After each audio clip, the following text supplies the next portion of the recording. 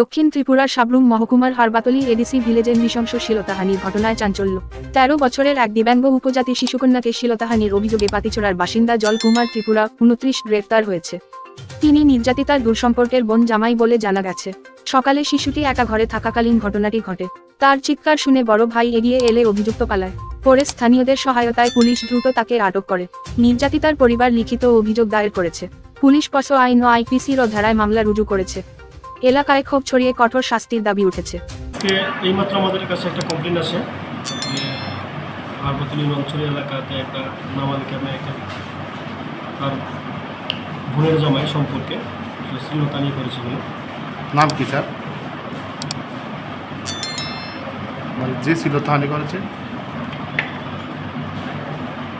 তার নাম হলো জলকুমার ত্রিপুরা। বয়স কত? বয়স 30 হবে।